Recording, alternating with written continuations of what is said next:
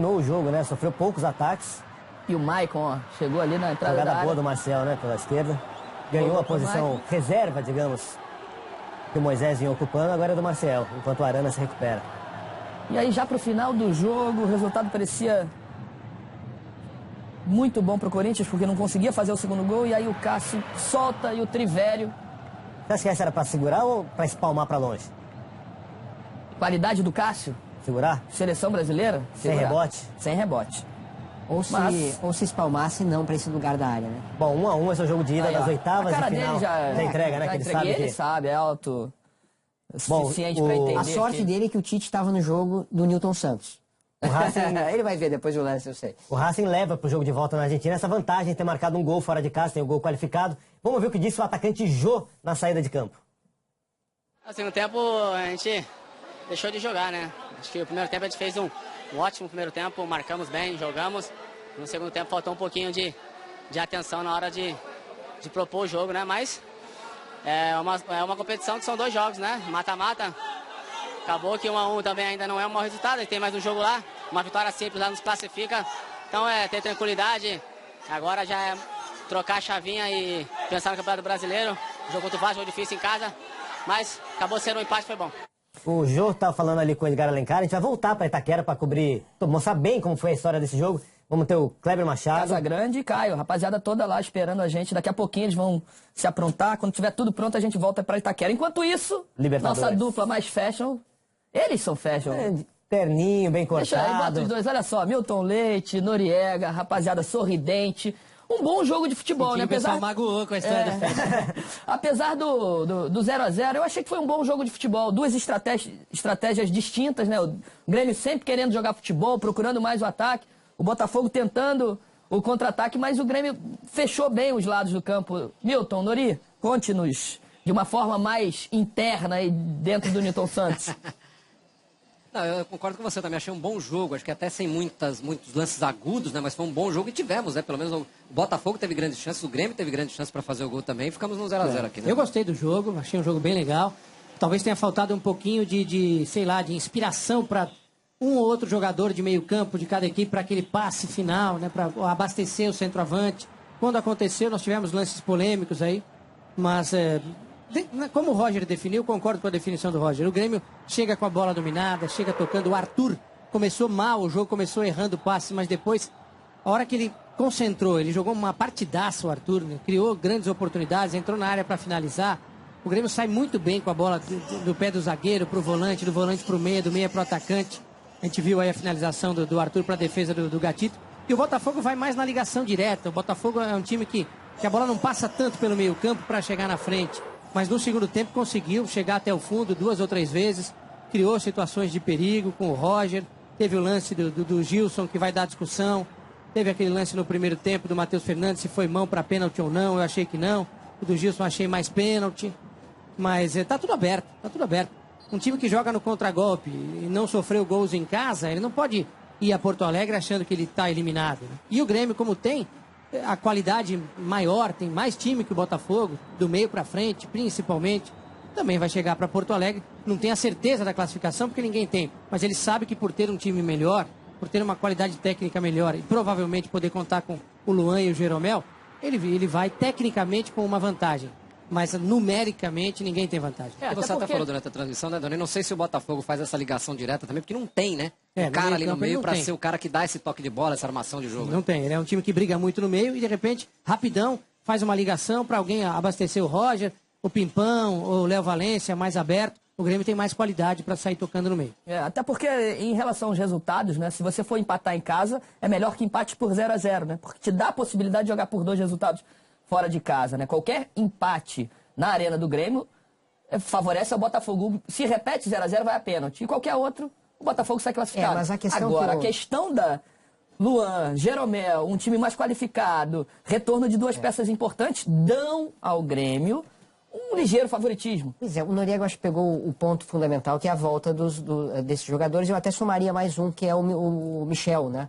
a volta do Michel, que estava suspenso, Lógico. né? Hoje jogou o Jailson no lugar dele. Melhora bastante, né, a saída de bola do Grêmio, melhora a chegada também. Então, assim, o Botafogo consegue o 0-0, mas de uma certa forma perde a chance de matar o Grêmio, né, no jogo que o Grêmio estava muito desfalcado, né, dos seus 2 melhores jogadores disparados. Ainda que o Arthur cada vez mais se candidate a ser um dos melhores jogadores do Jogou Grêmio. demais hoje, talvez o melhor em campo hoje. Só que jogador que volta depois de 3 semanas parado, não é exatamente o jogador que parou quando sofreu a lesão, né? Não. Aí você precisa melhorar. Vamos mostrar uma imagem que a gente separou do momento do hino nacional, as equipes perfiladas, que deu uma balada no Roger. No momento ali ele falou, pô, não faz assim que meu Nori, coração olha daí, Milton, dá uma você tá falando estremecida. em fashion, vê se vocês gostaram dessa imagem, ó. Essa piscadinha do Cortez, que estileira, Nossa que presença. Senhora. O Cortez, que é um rapaz casado, bem casado, ele casou na época do Botafogo aqui, até deu um bafafá danado que ele fast casou food, tudo. numa Um fast food lanchonete de fast temático, food. né? Temático. Exatamente. Aí ele faz esse olhar 43, uma piscada. Seduzido a câmera. Rapaziada, vai se apaixonar pelo Cortez, hein, Milton, Nori? Ô, Roger, se fosse você, um cara bonito que nem você, eu me apaixonaria na hora. Eu cairia. Não, eu me apaixonaria na hora. O Cortez é meio feinho, né? Mas se fosse o Roger com esses olhos azuis aí, eu não aguentava. Eu prefiro falar sobre o jogo. Vamos falar das polêmicas, então? O Nori achou que um pênalti não foi, o outro talvez tenha sido. Vamos ver aqui algumas polêmicas dessa arbitragem que foi bem enaltecida pelo Milton durante a transmissão. O pênalti, o possível pênalti a favor do Grêmio. O lance de mão do Matheus Fernandes dentro da área, né? Vamos lá. Pra mim nada, né? Eu tava vendo na hora da transição com esse Braço replay. colado, braço ela colado, toca né? no braço, mas o braço muito encostado no corpo. Pra mim nada. Pra mim segue Pra o mim jogo. nada. E aí Ele tenta tirar também, né? Isso, exatamente. reclamação normal, natural do treinador, né? O Renato fazendo Renato gestual, de pulando. claro. E esse, um pênalti que... Esse aí pra mim foi. É o Edilson que tá por trás no Gilson, né? Olha, eu não achei. Eu também não fiquei convencido. E pra mim é um lance de disputa natural, os dois, o Gilson buscando com a perna esquerda o contato, eles se entrelaçam ali, não vi pênalti não. Agora, é muito difícil pro árbitro enxergar ali. Primeiro ângulo, o ângulo de cima, no momento da narração ali do Milton, eu achei pênalti. Também no ao vivo, eu achei pênalti. No ao vivo. Aí quando a gente vai ver por trás, eu tô vendo o Edilson tentando chegar na bola e aí eu não vi ele calçando, eu vi um trupicão. Pra mim isso é lance de jogo. Por critério desse árbitro que deixou Eu acho que acontecer esse tudo. é o melhor ângulo pra você ver, ó. Olha como é que ele abre a perna esquerda Ele pra... deixa a bola pra trás, né? Ó, como é que ele abre a perna esquerda. É muito difícil. Também se E- desse o pênalti, não e na minha seria leitura- nenhum absurdo. Até por essa interpretação, né? O primeiro lance, quando você olha, você acha que é pênalti. E eu acho aí que a bola depois ficou olhando em várias tiquinho câmeras, atrás pra né? ele, como a bola ficou um tiquinho atrás, ele tem que totalmente desacelerar. Exatamente. Aí ele abre a perna esquerda pra buscar o contato. Eu não marcaria depois da quinta câmera, tá? Só pra justificar. Nessa, mas eu quero- o excelente venezuelano não vai ser punido. Vai, Milton, você que Queria só dar pode um pitaco. tudo. Não, não posso nada. Na verdade, como eu costumo dizer, aqui só para divertir o povo, né? Eu não entendo muito desse negócio de futebol. Mas eu acho que mesmo involuntária, a ação do Edilson impede A finalização Gilson do de finalizar. Mesmo involuntário, mesmo tendo sido uma disputa de bola, mas no momento em que ele tira do adversário a possibilidade do adversário chutar a bola, que é o que ele está tentando. Quando ele põe a perna para trás, ele está armando um chute.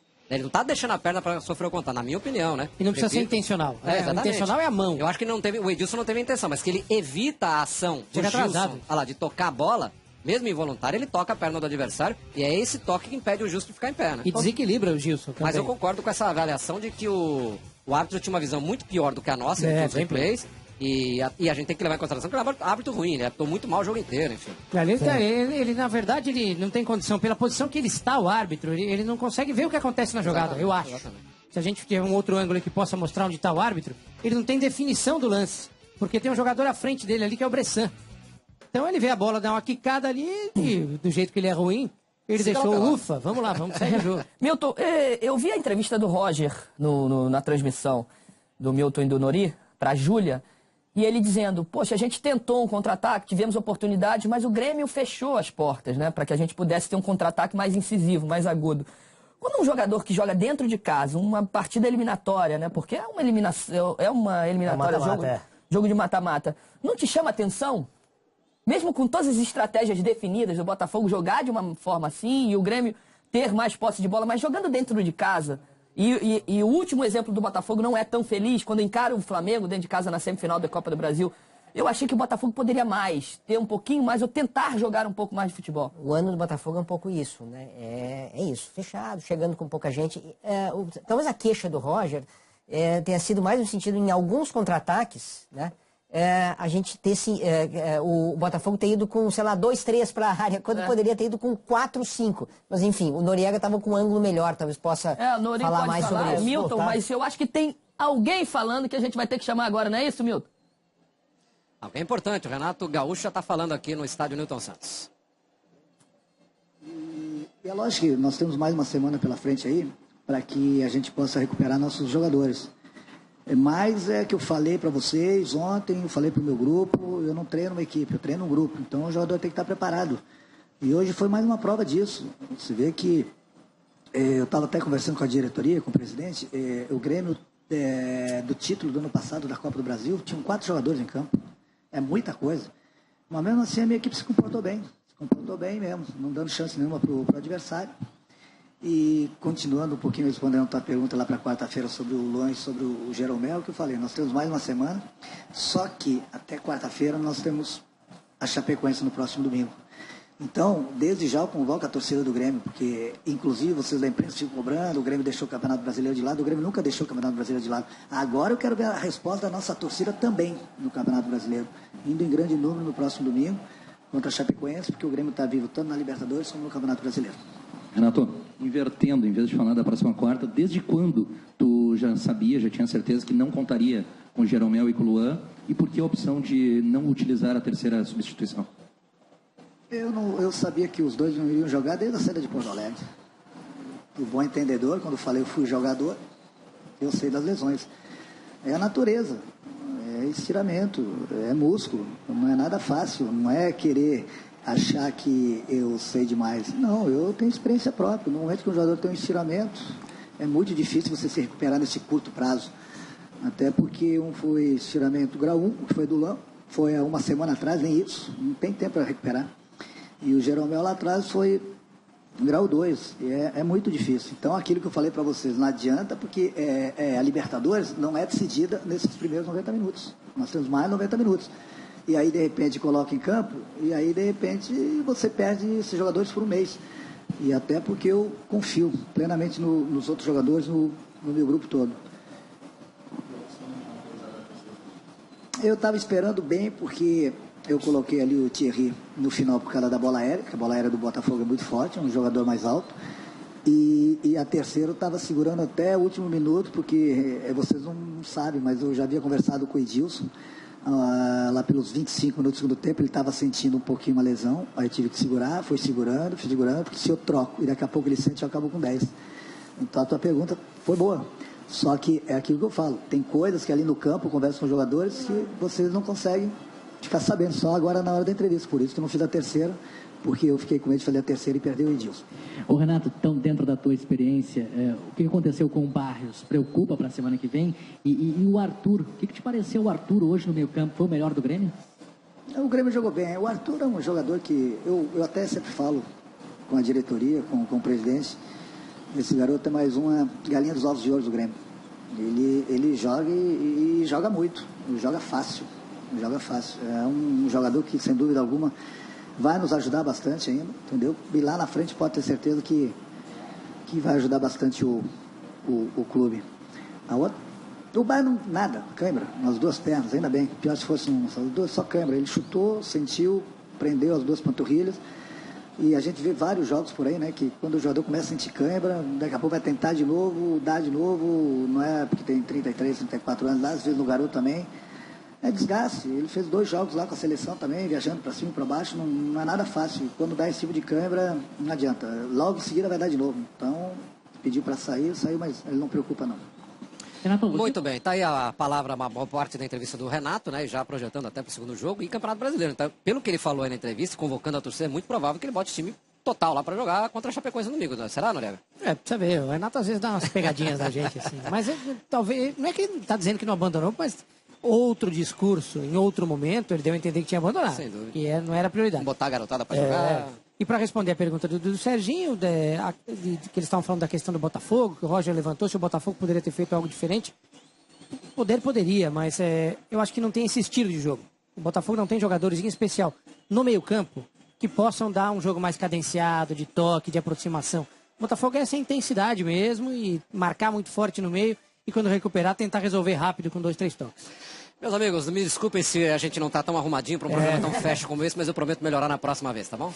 Obrigado, Milton, Nori. Sempre bom falar com vocês e vê-los no Rio de Janeiro. Pô. Sempre difícil vocês dois estarem no Rio de Janeiro. É sempre bom. Sempre um prazer. Grande abraço bom. pela participação. Valeu, Milton. Valeu, Nori. Um abraço. Em cima dessa última coisa que o Nori falou, quando ele disse o Botafogo não tem no setor do meio-campo jogadores para trabalhar a bola e prefere a velocidade. Cara, eu vejo de uma forma diferente, sabia? Eu vejo que o Botafogo tem João Paulo, Bruno Silva, Matheus Fernandes, que sabe jogar futebol, e o Valência. São 4 jogadores que sabem tocar a bola, que sabem se movimentar, mas que têm pouca velocidade. O único jogador de velocidade que o Botafogo tem é o Pimpão. E o Guilherme no segundo tempo. Estou falando do time que inicia. E tem até a possibilidade do Gilson, que é um jogador... Depois a gente continua esse exercício aqui em cima do time do Botafogo. Mudar de competição. A gente muda de competição e a gente vai para Itaquera lá, o Fábio Carille, treinador do Corinthians, falando ao vivo. Isso te acende algum alerta sobre o momento do time de uma maneira geral? Não tem alerta. Eu saio de um jogo assim, eu sei realmente de tudo o que aconteceu. Né? Se a gente melhorar o passe simples, o passe no pé, o adversário não cresce e a gente fica com a bola e consegue controlar o jogo consegue controlar melhor o jogo. E hoje foi o grande problema do segundo tempo, né? Tentando triangular e não conseguindo e desfazendo da bola, e a equipe com bastante qualidade, procurando rodar bastante a bola. Foram superiores sim, foram superiores no segundo tempo, mas mais uma vez assim que eu vejo foi pelos nossos erros. Se a gente consegue trabalhar melhor a bola, o Racing não ia ter tanta superioridade no segundo tempo. E Maicon, queria saber a preocupação de vocês, jogadores que estão lá dentro, né, vivendo cada minuto desses jogos, se vocês ficam tentando entender por que nos últimos jogos o Corinthians não vem obtendo os mesmos resultados que obteve lá atrás. Isso mexe com a confiança de vocês na hora de fazer um passe, de arriscar um chute?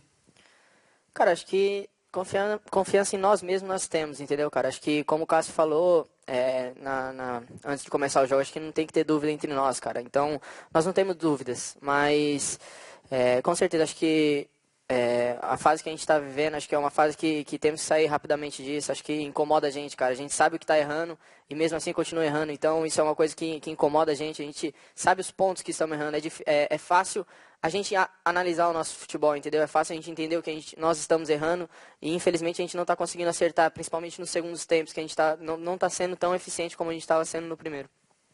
Fábio, você falou que uma série de fatores fez o segundo tempo ser pior que o primeiro. Entre esses fatores está a parte física. Você acha que o Racing foi melhor fisicamente no segundo tempo? E uma outra, por volta dos 15 minutos você olhou o relógio, olhou para o banco. Você chegou a pensar em fazer uma alteração antes do gol de empate? E você faria essa alteração? Não pensei. Olhar para o relógio, eu faço isso daí os 90 minutos, é um costume, né? É um costume. E não pensei em trocar naquele momento, não. São vários fatores, sim. O erro de passe, né? A qualidade da equipe, a gente conseguindo roubar bem a bola e não dando sequência na jogada, entregando rápido para o adversário. Então, são fatores, a soma de um pouquinho de cada um fez com que o adversário fosse melhor do que nós. Mas a questão de olhar no relógio aí, eu faço isso daí praticamente o jogo inteiro. Não nos preocupa. Carille, durante a semana você disse que um dos principais objetivos era o Corinthians não tomar gol, né? E isso acabou acontecendo e o Corinthians, teoricamente, começa a partida de volta eliminado. O que isso muda na estratégia para a partida na Argentina? Muda que a gente tem que buscar o resultado fora de casa, né? Sabemos que o 0-0 não nos interessa e temos que fazer um jogo lá mais agressivo, jogar mais no campo do adversário, nos preparar para isso. Né? Mas o foco agora total é para o Campeonato Brasileiro, fazer por merecer uma grande vitória aqui no nosso estádio diante do Vasco. E, Maicon, o Marcial, né, joga ali pela esquerda, junto com você, junto com o Romero também nessa partida. Na primeira etapa ele, inclusive, participou, deu assistência para você, deu um outro cruzamento pro cabeceio do Rodriguinho. E no segundo tempo ele acabou, talvez, falhando ali na marcação, né, no gol do Racing. Não acompanhou até porque ele não é lateral de origem. Eu gostaria que você fizesse uma avaliação do Marcial, né, segunda partida dele como titular. O que você pode falar da atuação dele? Cara, fez um bom jogo, fez um grande jogo, acho que um grande primeiro tempo como todos da nossa equipe, e o segundo tempo caiu como todos da nossa equipe. Acho que a gente tenta passar a confiança que ele precisa ali, até porque ele não é lateral, mas está treinando desde o começo do ano então acho que já tem uma certa bagagem de lateral, apesar de não ter jogado tanto, mas sabe os posicionamentos que a gente tem, então fez um grande primeiro tempo e caiu de rendimento como todos os nossos times do segundo tempo. Fabio, boa noite. 2 perguntas. A primeira, o gol hoje sai por causa de uma tentativa do Romero de um drible meio que desnecessário ali no lado, né, tentando abrir a perna, etc. Na Vila, tomou um gol de contra-ataque como visitante, tentando propor o jogo, sendo que tinha 12 pontos de vantagem na frente. O empate, se vocês mesmos disseram que tinha sido bom resultado. Esses pequenos detalhes, coisas que a equipe não fazia, não cometia, entra um pouco nisso também, da retomada do primeiro, do que tudo que vocês construíram no primeiro turno, deixar de fazer, voltar a fazer muitas das coisas que vocês faziam e não fazer coisas que antigamente isso não acontecia, de um drible como esse ou de um gol de contra-ataque que não saiu durante o primeiro turno inteiro. Esses pequenos detalhes, eu digo, não sei se você entende a minha pergunta. Não, entendo sim. O lance de hoje teve o erro ali sim, mas só que depois a gente conseguiu retomar a bola e nós perdemos outra vez. Então não foi em cima desse lance. Contra o Santos, sim, uma bola com a gente, foi um contra-ataque mesmo desenhado. No gol de hoje tinha muitos jogadores nossos dentro da área e eles também. Né? Uma boa finalização, num rebote, o adversário acabou fazendo gol. São esses detalhes, né, que a gente tem que melhorar. É o detalhe do passe. Poderíamos ter rodado essa bola por trás antes de chegar no Romero, tinha espaço para isso. A gente forçou uma bola ali. Né? Talvez não foi o momento certo de fazer, mas foi uma tentativa do Romero. Mas só que a gente estava bem posicionado para o lance ainda. Né? Então não considero que foi um contra-ataque o lance de hoje, porque a gente disputou a bola aqui ainda, ela rodou por dentro, foi acabar lá do outro lado numa finalização pelo lado esquerdo. Mas nós temos que estar mais atento, mais concentrado para que não aconteça isso. Então, Fábio Carille, Maicon, autor do gol do Corinthians, quando ele saiu na frente, ficou ruim. 1-1, agora o Corinthians tem que obrigatoriamente marcar pelo menos um gol lá na Argentina, no jogo de volta. O Jô, na entrevista que a gente deu aqui no Troca de Passes, ele falou que o resultado foi bom, né? Que ficou bom para o Corinthians. Não, longe de ser bom, é ruim. Ruim. Não é nem mais ou menos, é ruim. explicar pro Jô o regulamento. Pois é, agora o Corinthians precisa vencer. Ou empatar por 2-2, tem que marcar 2 Fora gols. de casa, Fora é de óbvio casa, que é a ruim Argentina o com um resultado. time bastante experiente. Vamos ver esse lance que a última pergunta, né? Em cima da última pergunta que ele dizendo respondeu. que o gol saiu numa falha, num erro de drible do Romero. É bem aí, no meio de campo. O Romero fica na marcação e aí começa o ataque. Se chamar de contra-ataque, não é exatamente contra-ataque. Isso aí é normal, é um lance normal, um lance de meio campo. Aconteceu 50 mil, né? O eu sei, mais atento e bem posicionado. Por isso que... Mas faltou alguém ali, não faltou? Todo treinador fica louco quando acontece isso, porque parece que o seu setor defensivo está torcendo e não está preocupado com o erro. E erros acontecem, né? Então você tem que estar preocupado. O volante, lógico que ele tem que te dar uma opção de passe, mas ele tem que estar preocupado com o jogador que ele tem que marcar, mesmo com a posse de bola sendo do Corinthians. Dormiram no ponto. 7 jogadores do Corinthians. Ok, mas dormiram no ponto, não no início do lance, ali no início do Romero. Isso é um lance normal, gente. Agora, no rebote, sim. No rebote estava faltando gente na área. Ali é o cochilo, né? E o erro do Cássio também, né? Que são duas falhas, né? Muito fácil pro Cássio. Tem a falha do Cássio e a falha do posicionamento de alguém ali nesse rebote. Vamos trazer a rapaziada, já tá tudo pronto lá em Itaquera, na Arena do Corinthians. Kleber Machado, Casagrande, Caio. Rapaziada, todo mundo aqui falando de 2 tempos distintos, né? Do primeiro tempo que o Corinthians foi muito bem e a queda de produção no segundo tempo. Contem pra gente o que aconteceu por aí. Sejam bem-vindos, Kleber. Oi, Roger, Thiago, Serginho. Eu estava prestando atenção aqui, ouvindo vocês e pensando exatamente em 3 aspectos para falar daqui. O primeiro foi o aspecto levantado por Milton Leite da questão fashion, né? Então o Caio caprichou no nó da gravata, o Casagrande nem tanto, e eu não vou falar de mim próprio, porque não seria muito delicado. A questão dos 2 tempos do jogo é a pura verdade. Inclusive o Jô saiu falando isso, a gente no segundo tempo não jogou. O porquê é o que a gente pode conversar agora. E na questão do gol, acho assim, às vezes a gente fica analisando um gol, depois que ele saiu, a gente começa a ver, rever, tal, e vai sempre achar um erro, outro. E no gol do Corinthians teve isso, no gol do Racing houve um espaço, houve. O Lisandro bateu bem.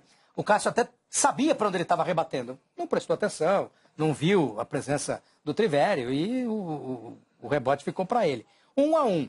Começar pelos tal dos 2 tempos distintos. Há alguma explicação? Ou o Corinthians tem sido muito distinto do que ele foi até agora no campeonato e essa é a questão? Não, eu acho aquilo que eu falei durante o jogo. Foi disperso. O Corinthians fez um bom primeiro tempo, bom, mereceu sair ganhando, poderia ter acelerado mais o jogo, mas no segundo tempo foi disperso, perdia as divididas. Você acha que essa foi a principal questão? Eu acho. Perdia as divididas, como perdeu na hora do gol. deu espaço para o adversário, e no rebote, eu concordo com o Serginho, pouca gente na área, de um chute de longa distância. Isso aí é disperso, você não acompanhou a jogada. Eu não estou nem falando do Marcial, eu estou falando na defesa completa. A distribuição dentro da área. O Racing estava completo, porque teve um chute, um rebote, e o jogador pegou do outro lado, e na defesa do Corinthians ficou faltando gente daquele lado, e até no meio também. Então eu achei que o Corinthians foi muito dispersivo, deixou o jogo rolar, e o Racing foi ganhando coragem, ganhando mais espaço, ganhando as divididas e ocupando o espaço que o Corinthians dava. Então, por casa, um primeiro tempo bom do Corinthians e um segundo tempo disperso. A gente até conversou no intervalo, né, Caio? Será que vocês acreditam que o Racing volta diferente? Vocês fizeram nananina. E erramos. E ele voltou num mesmo ritmo, num mesmo padrão de jogo, só que com toques mais precisos, movimentação mais eficiente, e foi criando oportunidades. A tua avaliação dos dois tempos diferentes do jogo? É mais ou menos parecida com a do casa. O primeiro tempo do Corinthians foi o que a gente viu o Corinthians no Brasileiro na primeiro mais próximo giro. Do Corinthians bom. Organizado, seguro, com volume de jogo e criando oportunidades de gol. O segundo tempo do Corinthians é esse momento atual. Corinthians, quando você está nessa situação emocional de buscar de novo rendimento e resultado, você tem que jogar 90 minutos na pressão, 90 minutos concentradíssimos. E houve um relaxamento que às vezes é instintivo. Às vezes você foca, o treinador fala, mas você dá uma relaxada e o adversário aproveita. Eu acho que é isso.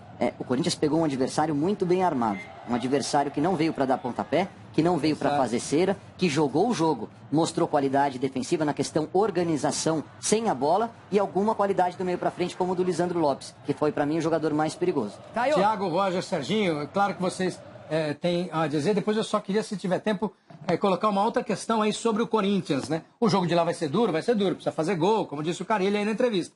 Vai ser um jogo duro, mais pressão, mas depois eu queria, se tiver tempo, de fazer uma outra pergunta para eles sobre o Corinthians especialmente. Sem dúvida nenhuma, lógico que a gente tem tempo. Eu gostaria de perguntar pro Caio, vou passar o Casão, porque o Caio já foi goleiro, né? O Caio já jogou no gol. Obrigado pela lembrança. E você vê aqui pela postura que saía alto, saía firme, não perdia uma pelo alto. É minha, era só aquele era forte. E tanto o Casão quanto o Caio citaram o relaxamento do segundo tempo, né? Que foi um time disperso.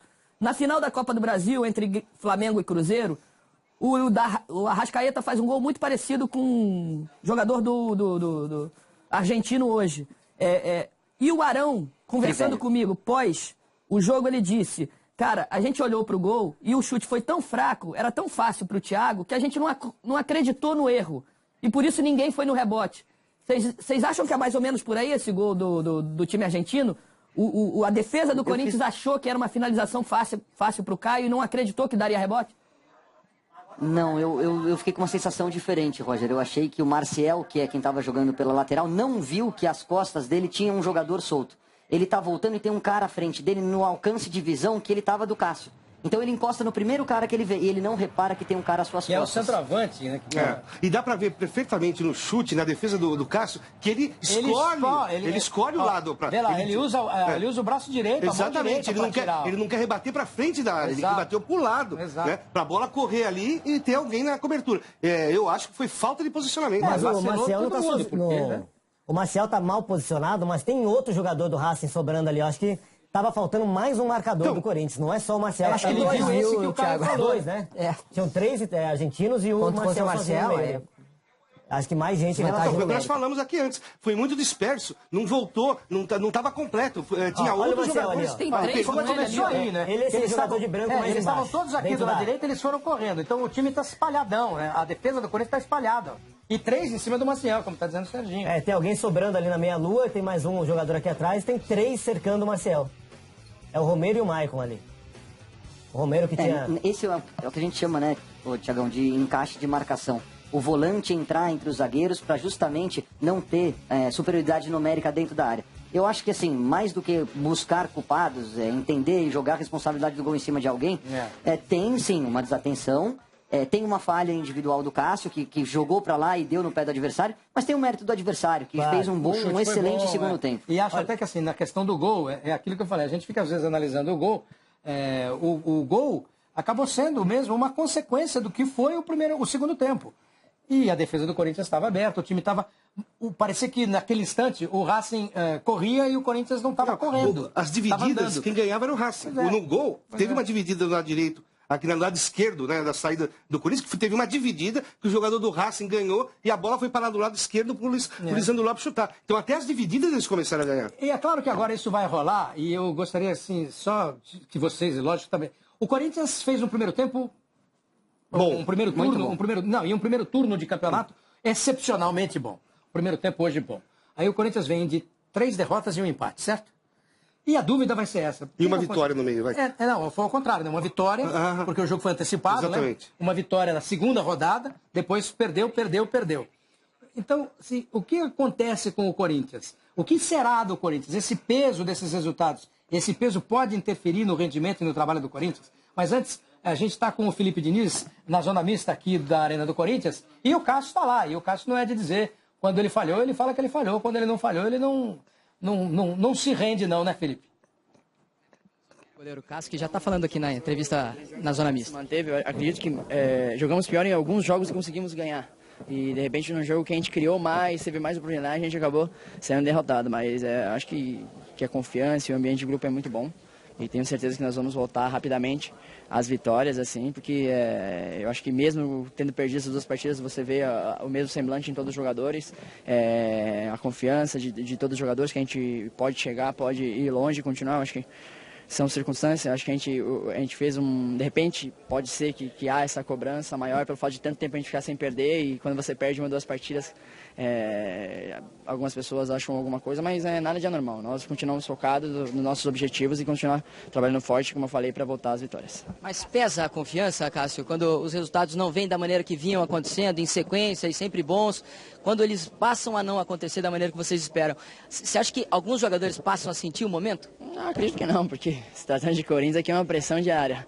Então nós temos que ter personalidade, continuar trabalhando forte. Acho que empenho, vontade e dedicação não vem faltando. A torcida vem comparecendo, vem nos apoiando. Acho que isso é fundamental. A torcida do Corinthians, acho que de parabéns pelo apoio. Está sempre tentando ajudar, empurrar a equipe. Então a gente continuar junto e unido assim, nós vamos rapidamente voltar às vitórias. Eu estava conversando com alguns torcedores depois do jogo. O Cássio falhou, o Cássio não falhou. Você acha que você falhou no gol? Não acho. Não acho. Acho que foi uma bola cruzada, bola difícil. Se eu tivesse palmado para frente ou curta, a bola foi longa. Acho que não vejo essa tua pergunta que eu tenho errado. Eu também não tenho problema algum de falar quando eu erro, mas não vejo. Obrigado, Cássio, falando com a gente por aqui. Kleber. Valeu, Felipe. Eu tenho a mesma avaliação do Cássio, o Casa também. E assim, para a gente acabar aqui, o Cássio respondeu um pouco a minha pergunta. O futuro, ele parece muito tranquilo. Então, aí que tá, eu ia falar uma coisa. Uma coisa me chamou a atenção. O Carille, na coletiva, ele falou assim, nós não estamos preocupados. Você tem 3 derrotas e o número de diferença na tabela começou a diminuir. Você joga uma partida sul-americana aqui, em casa, você joga um primeiro tempo bom e um segundo tempo muito mal. E o Cássio também não está preocupado. Eu acho que eles têm que começar a se preocupar, porque a preocupação faz parte do foco. Se você começa a se preocupar, você começa a ficar mais focado. Eles estão ainda, o discurso está sendo do mesmo jeito como estava 18, 19 partidas sem perder. E já não é mais aquela situação. A situação é outra. E o comportamento tem que ser outro. A preocupação tem que existir, entendeu? E a preocupação não é questão de eu estou preocupado, o meu time está jogando mal ou nós vamos cair. A preocupação existe quando a situação começa a não ser mais favorável. E eles não estão preocupados. Isso aí assusta. E projetando o Corinthians ficou 19 no campeonato e mais de 30 sem perder. Você estaria preocupado? Eu acho que esse jogo do Vasco é decisivo. Porque projetando o que será a semana que vem, o Corinthians é um time que contra-ataca. Um time muito bem armado, um time que se defende muito bem. E no erro do adversário ele encontra o espaço quando joga fora de casa. Ele sai de um 0-0, que é o resultado do Racing. Então, 0-0, que é o que tem a característica do Corinthians, ele está fora da Sul-Americana. Se você empata ou perde do Vasco, aumenta essa pressão e tem uma desclassificação a semana que vem, vira confusão. Então, acho que ganhar do Vasco nesse final de semana, além de elevar um pouquinho a autoconfiança e dar um pouco mais de tranquilidade, principalmente por isso que a gente está falando, que é a mesma desconfiança do torcedor, te traz um pouco mais de ânimo para enfrentar essa decisão que vai ser jogar lá no campo do Racing a semana que vem. Bom, a preocupação é de vocês agora, viu? Kleber, apagaram a luz, acho que é a nossa deixa. Casão, tô com você, mas eu acho que o Maicon, ele fez uma autocríticazinha. Acho que o Carille foi mais político. Ele, não, tá tudo bem, tá tudo certo, mas o Maicon falou, a gente sabe onde tá errando e não tá conseguindo corrigir. Queria agradecer demais, Casão, Kleber, Caio, ainda bem que não tem cartola da Sul-Americana, hein, Caio? Boa noite, amigos. Tá bom, você vem me cornetar, mas eu queria elogiar a família, porque eu já te conhecia, não só do lado jornalístico, mas do lado também de maratonista, corredor. Ontem eu conheci o craque da família, que é o Gustavinho, craque do basquete. e que também joga muita bola, Thiagão. Vocês ganharam ou perderam? Pronto, com esse momento social e amistoso. Obrigado. Valeu, amigo. Obrigado. Depois eu conto essa história, porque já tem mais entrevista rolando ao vivo. Técnico Jair Ventura, do Botafogo, em entrevista coletiva. Eu não gosto de falar da equipe dos outros, não. Tem que avaliar a minha equipe, muito menos o comentário de um companheiro de profissão. A gente trabalha vivendo num país livre, onde todos têm o seu direito. E eu não estou aqui para discordar nem concordar com o Renato. Agora, sobre a situação do João, é o seguinte. Primeiro que o Valência, no último mata-mata, ele não tinha condições de jogar, né, na Copa do Brasil. Hoje, o nosso meia de ofício é o Valência e o Marcos. Né? Então, os dois não poderiam jogar. Então, eu tive que fazer uma adaptação do João para meia. Né? Hoje não. Hoje eu não tinha que adaptar porque eu tinha o jogador da posição. E eu não comecei também com o João e com o Lindoso, porque senão eu teria já 2 substituições. Então você tem jogadores recuperando de lesão, né? Principalmente no meio de campo, que corre bastante.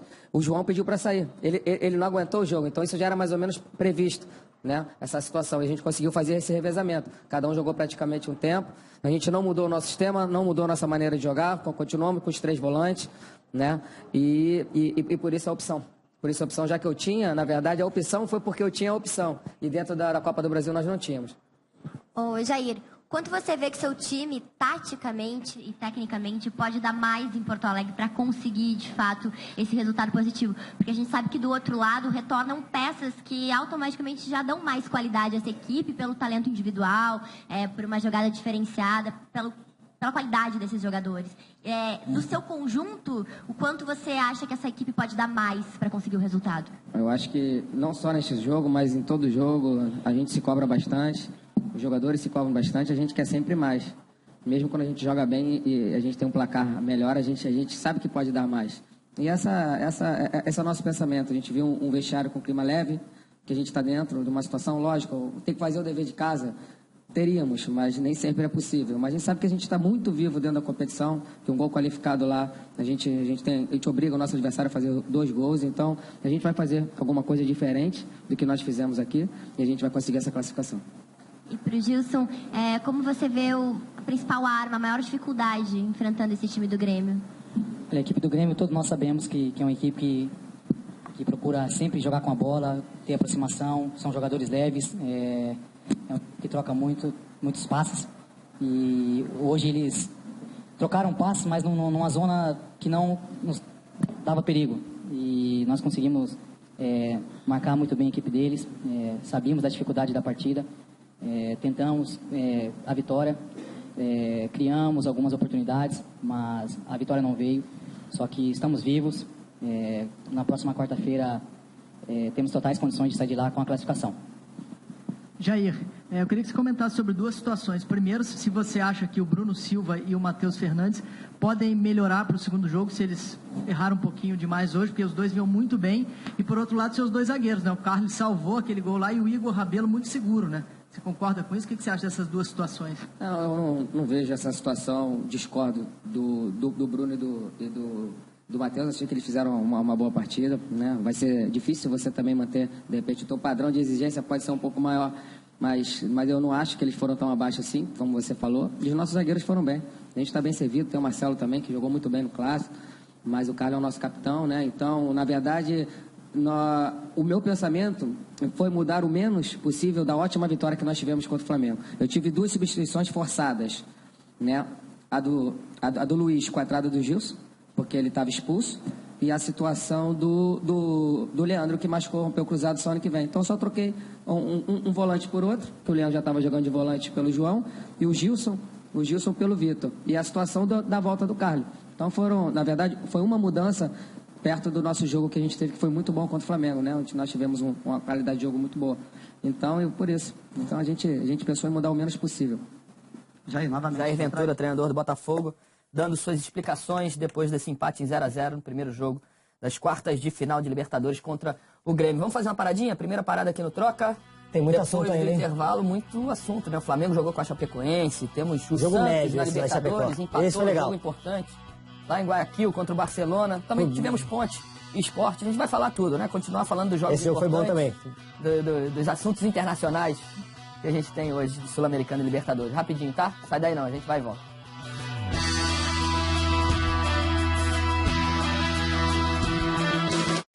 Quem tem Sport TV tem Sport TV Play. Troca de passes. Apoio Petrobras premia. Cadastre-se, pontue e troque por prêmios incríveis. Nissan Kicks, agora fabricado no Brasil. Emirates, aproveite drinks e Wi-Fi gratuito a bordo. E Banco do Brasil Seguros, especialista em seguros.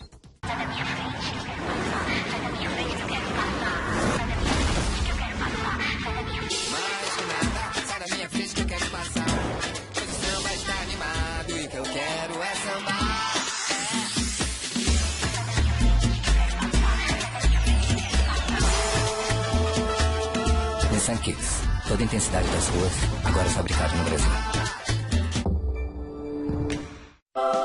E aí, cara? Que isso? Como que é isso? É dancinha da comemoração, cara. Hã? Você tá pontuando no Premia? Eu tô. Pode ganhar aquele carrão aí. Comigo do seu lado é óbvio que você vai ganhar, então vem comigo. Eu não. Como que não? É importante, cara. Aqui, ó. Vem, cara. É o seguinte, só você tá me vendo, tá? Então você tá pagando esse mico sozinho aí no posto. Não, não para não, vem. Com Petrobras Premia, você pontua e concorre a 20 jipes e 10 mil vales combustível. Não perca tempo, cadastre-se e participe. And I will always be there for you. The live game's about to start.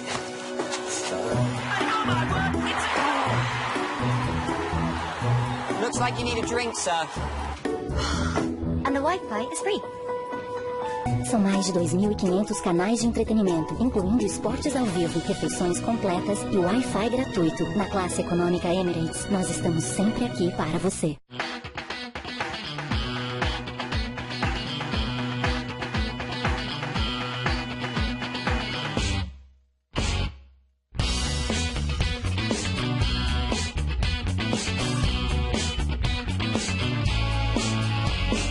Troca de passes de volta ao vivo, quarta-feira é o nosso dia nobre, por isso que a gente tem aqui Sérgio Xavier. A gente vai falar já do Santos, que conseguiu um resultado bom, poderia ter sido ainda melhor lá no Equador, lá em Guayaquil. Mas antes vamos ao vivo, porque o zagueiro Pablo do Corinthians está falando em Itaquera. É isso, Thiago, vamos ouvir o zagueiro Pablo, tá falando por aqui. Porque a gente joga no Corinthians, pressão, você fica 3 jogos sem vencer, é normal esses questionamentos, ainda mais uma equipe que fez um grande primeiro turno, ficamos 34 jogos sem perder.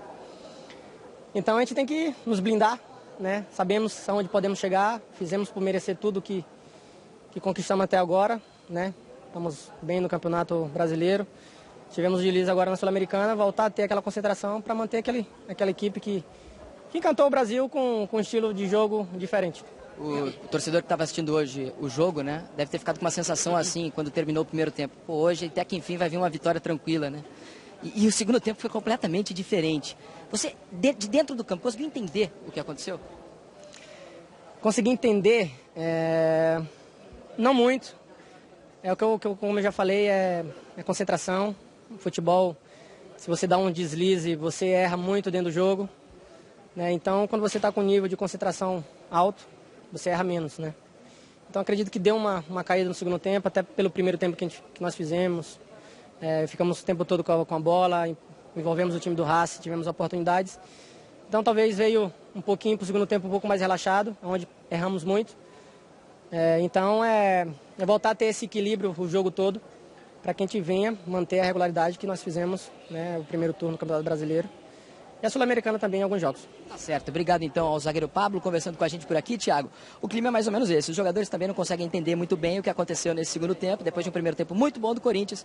Mas fato é que o time caiu de produção, o Racing começou a melhorar e criou dificuldade, um resultado de 1-1. O Corinthians vai ter que buscar lá em Avejaneda, na Argentina, o resultado que vai levar o Corinthians à classificação à próxima fase, amigo. O Pablo foi o último jogador por aqui, viu, Thiago? Tá liberado então, Felipe Diniz, direto de Itaquera, vai encarar uma Radial Leste agora para voltar para a TV lá na Zona Sul. De Libertadores, então, novamente. Dia de Liberta. Jogo importantíssimo em Guayaquil. Resultado melhor ainda, porque a gente estava assistindo o jogo, enquanto a gente já começa rodando aí os melhores momentos, os lances de Santos e Barcelona. Primeiro tempo em que o Santos foi pressionado e aí no momento em que o Barcelona era melhor, sai o gol do Bruno Henrique. Ô Vanderlei, hein? Roger, eu não sei se não tem um excesso de confiança do Santos em relação à sua defesa. Defesa alta, ainda tem mais gente alta para guarnecer, né? E aí eu acho que o Santos ficou encolhido demais, né? Correu muito risco, sobretudo no primeiro tempo. E a questão de depois não consegue suportar a pressão, né? Porque... Aí, olha... Lance normal, né? Tá normal, e aí, olha, acho que é a mesma linha. Os dois estão na linha da área, da pequena Ajuda, área. né? Porque aqui tem um lance, aqui começa outro lance. É no toque do David Braz pro gol do Bruno Henrique. Tem que ser no momento do toque de cabeça que inicia a nova jogada, que é onde conta a posição do Bruno Henrique. E tem outra coisa, né? O Barcelona fez alguns jogos surpreendentes. O Santos sabe que jogar fora nem sempre é fácil, Libertadores, estádio lotado. Então foi com aquela mentalidade de não perder. Não foi necessariamente para vencer. Jonathan Alves empatou o jogo? O mesmo jogador que marcou contra o Palmeiras, tá? E isso deixou o Santos mais recolhido, principalmente no primeiro tempo. O Santos vem aí numa fase de resultados, eu acho, um pouco melhores do que o rendimento. Só lembrando que o Santos é a única equipe ainda invicta na competição, né? O Santos está invicto na Taça Libertadores de 2017. Exatamente. O último jogo que a gente tinha visto do Santos na Libertadores foi um jogo muito ruim do Santos, contra o Atlético Paranaense, em casa, no jogo na Vila Belmiro, e mesmo assim conseguiu a classificação. Então o resultado de hoje é importante para dar um pouquinho mais ali de sossego. E saber que o Barcelona, quando joga fora, às vezes ele é doidão, né? Ele se atira, como fez contra o Botafogo aqui no Rio. Então, ganhou 2-0 aqui do Botafogo. Né? É verdade que o Botafogo se atirou um pouco mais, mas o Barcelona tinha o contra-ataque todo armadinho. Não, o resultado não é ruim, longe de ser ruim. O resultado é ótimo. O resultado é ótimo pro Santos. É que poderia ter sido ainda melhor, né? Já que o Santos saiu na frente e sofreu empate bem no final da partida. Eu acho que pelo jogo, o Santos não tem que reclamar do resultado. Pelo tá jogo, ótimo. sim. Me dá esse 1-1. O Vanderlei fez uma defesa. Eu vou dormir no com primeiro ele, tempo. tá tudo certo. Sim, no final, sim, se você analisa o jogo inteiro. Mas pela forma como aconteceu, já que até os 40 e tantos o Santos vencia.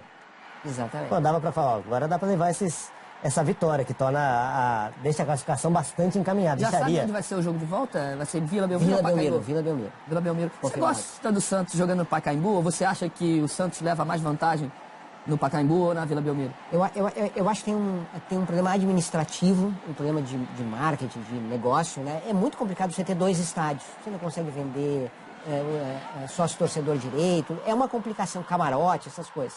Agora, o Santos tem se comportado melhor até no Pacaembu do que na Vila Belmiro, ao contrário do passado. Mas o caldeirão da Vila Belmiro é diferente, né? Foi 33-35 o gol de empate do Barcelona. Foi um pouco antes. E depois teve uma pressão ainda maior, né? Sim, o Vanderlei fez outra defesa.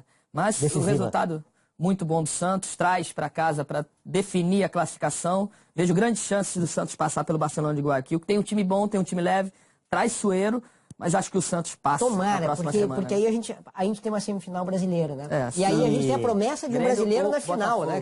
E no meio do caminho tem um Botafogo e Santos, aqui no Newton Santos. É um aquecimento. Mas é um jogo que seria muito importante no Brasileirão e que vai ficar em segundo plano, né? Esse calendário, a forma como os times também dividem suas forças, suas atenções, vai dar uma esvaziada nesse jogo pelo Brasileirão, provavelmente. Voltar a falar então de Sul-Americana, a gente está transitando, é Sul-Americana, Libertadores, Sul-Americana.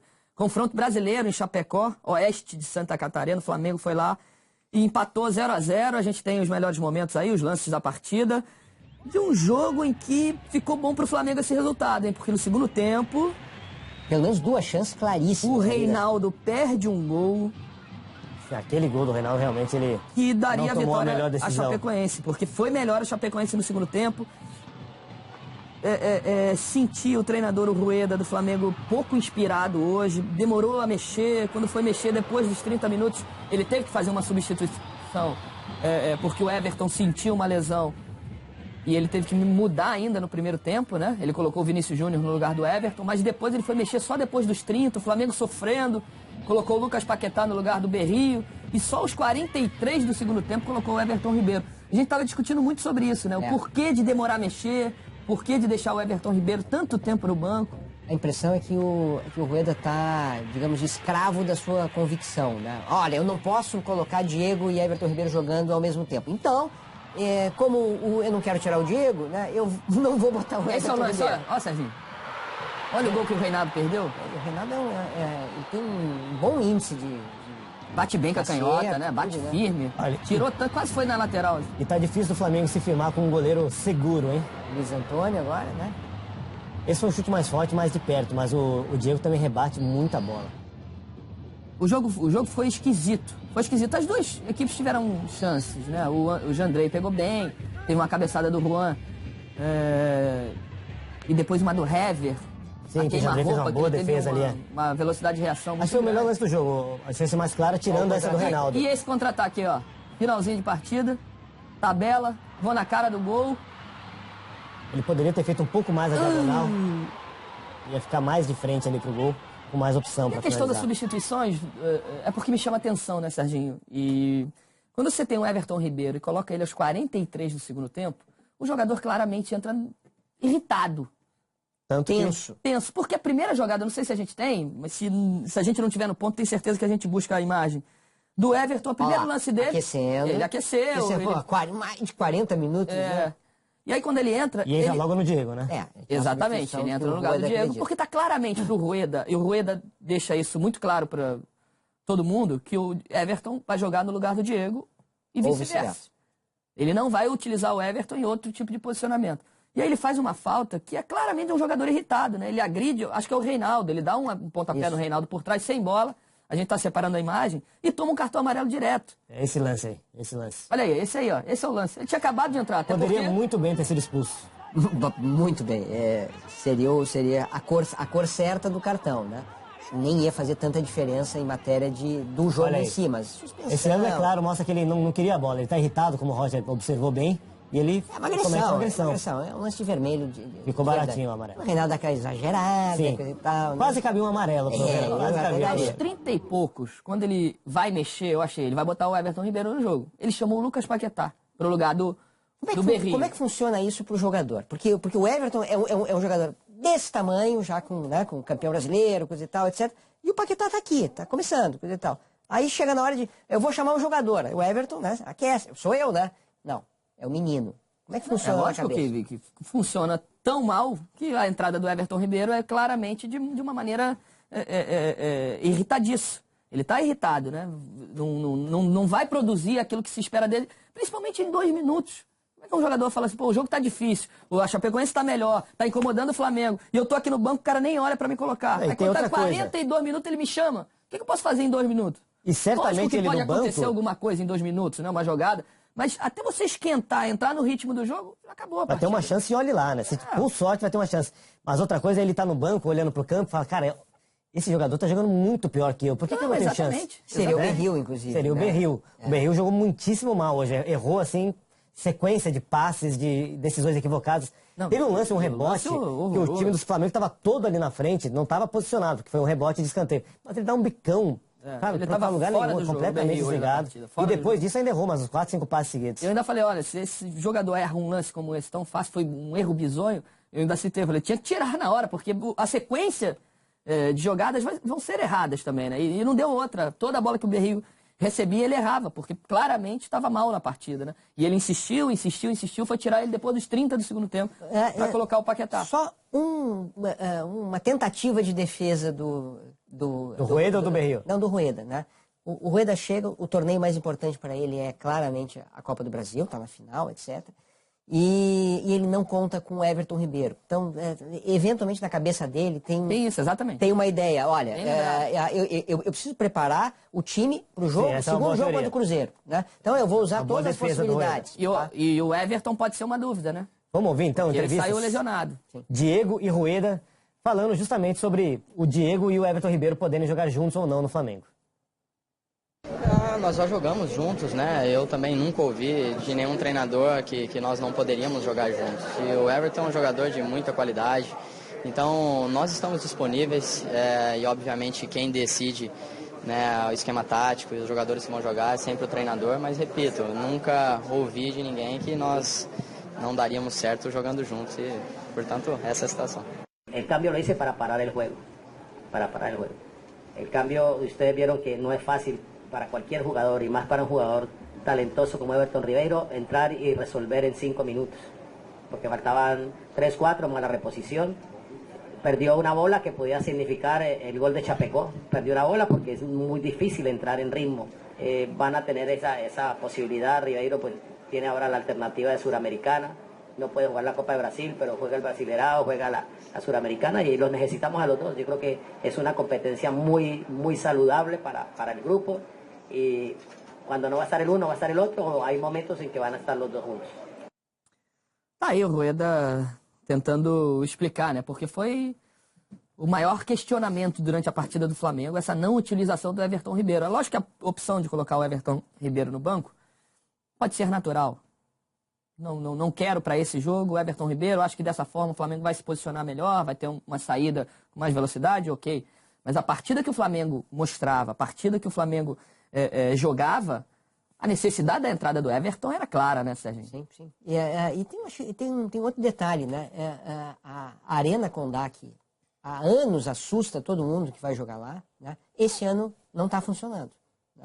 Essa Chapecoense não está conseguindo os resultados em casa. Hoje foi o treinador interino da Chapecoense, o time teve uma outra cara, teve uma pegada mais forte, foi um time que entregou uma alma, ou teve uma alma diferente ali da Chapecoense. Hoje o Alan Ruschel foi titular, jogou muito bem, por sinal, e fora o que a gente fica emocionado de vê-lo numa partida tão importante como titular. Mas já foi um time diferente, mais competitivo, mais aguerrido, porque a Chapecoense perdeu 2-1 em casa para o Cruzeiro de uma forma até fácil. O Cruzeiro jogou com tranquilidade. Hoje não, já criou dificuldade para o Flamengo. Só para ressaltar que o resultado do Flamengo mas o empate fora de casa contra o Chapecoense. Esse ano não. Esse ano era para o Flamengo chegar, pelo menos marcar um gol para levar essa vantagem do gol qualificado para o segundo jogo. A gente tem que fazer mais uma parada aqui no Troca. Na volta ainda tem mais Sul-Americana. A gente vai mostrar como foi Sport e Ponte Preta, um jogo de 4 gols e mais Libertadores, mais Sul-Americana, entrevistas ao vivo e gols. A gente volta já no Troca de Passos.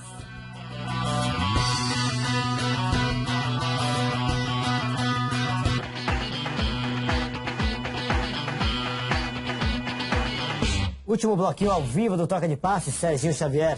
O Roger prometeu um duelo argentino pela Libertadores. São Lourenço e Lanús no gasômetro. Roda aí os gols. Gasômetro. 2-0. Vamos ver o que o zagueirão do Lanús fez no segundo gol, pra você ver. Esse aí é o primeiro, né? Bonito, hein? Bela jogada do Bland. Tirou o marcador pra dançar ali. Trouxe pra direita. Ó o zagueirão, ó. A bola era dele, cara. Quartas de final de Libertadores. Aí eu vou driblar 2 pra dentro da minha área. E o Bland sofreu pênalti e converteu. 2-0, abre boa vantagem o São Lourenço nesse duelo argentino. Estava ligeiramente melhor, assim, antes de começar o confronto. Agora não mais, né? Xavier, obrigado. Valeu. Até a próxima. Até a próxima, valeu, Roger. Amanhã tem mais Troca de Passos às 11h30 da noite. Fiquei devendo uma história do Caio, conta amanhã. Amanhã a gente conta as histórias. Valeu, Obrigado gente, pela boa audiência, noite. pela companhia. Grande abraço, boa noite. Fiquem com Deus.